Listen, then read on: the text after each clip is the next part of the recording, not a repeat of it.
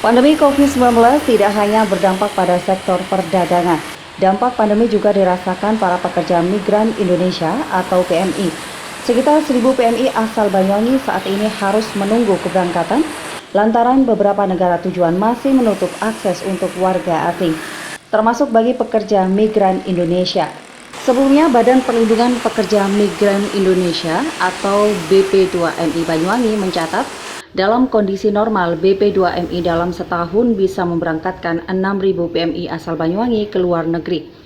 Karena itu Banyuwangi menjadi penyumbang pekerja migran terbesar kelima di Jawa Timur. Sedangkan untuk tahun ini, BP2MI hanya bisa memberangkatkan 1.000 orang pekerja migran karena terdampak COVID-19. Menurut Ketua BP2MI Banyuwangi Muhammad Iqbal, ada beberapa negara yang menjadi tujuan PMI, yaitu Hong Kong, Taiwan, Malaysia, Singapura, dan beberapa negara lain. Nah, negara-negara tersebut saat ini membatasi akses masuk bagi warga asing, termasuk pekerja migran asal Indonesia. Selain faktor pembatasan akses, tidak sedikit negara yang dituju perekonomiannya sedang merosot. Banyak calon majikan membatalkan kontrak karena mengalami penurunan perekonomian.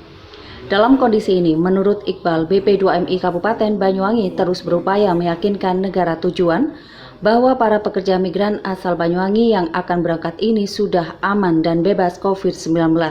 Selain telah divaksin, para PMI ini telah diberi pelatihan dan tindakan preventif. Ya, situasinya sekarang dengan adanya pandemi ini banyak negara yang kemudian menutup kedatangan orang asing termasuk pekerja migran, dan sayangnya itu juga termasuk negara-negara yang tujuan potensial yang selama ini menjadi tujuan pekerja migran, terutama juga dari Banyuwangi. Terakhir, Hong Kong itu menutup kedatangan pekerja migran kita. Taiwan sebelumnya juga sudah melakukan penutupan.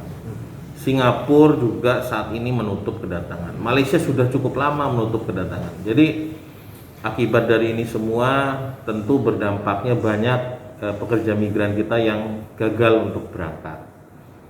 Kita sadar ini, sementara ada negara tertentu juga, misalnya Korea dan Jepang itu juga restriksi untuk kedatangan pekerja migran.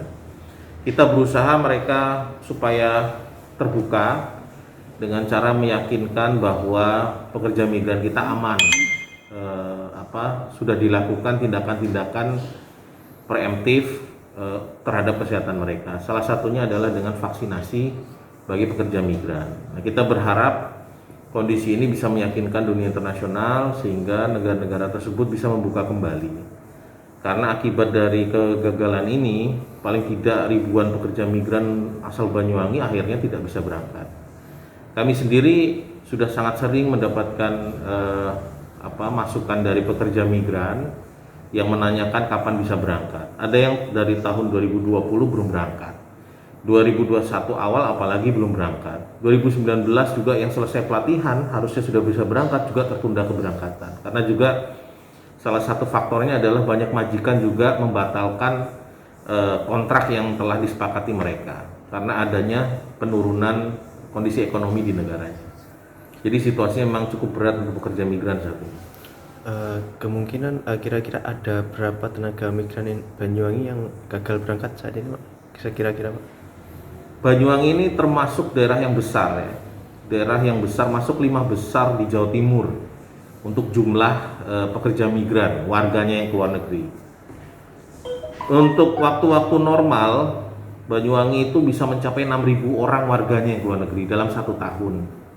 Untuk tahun ini yang sudah kita proses warga Banyuwangi itu hanya 1.210 orang. Artinya ada gap di sana, ada loss di sana.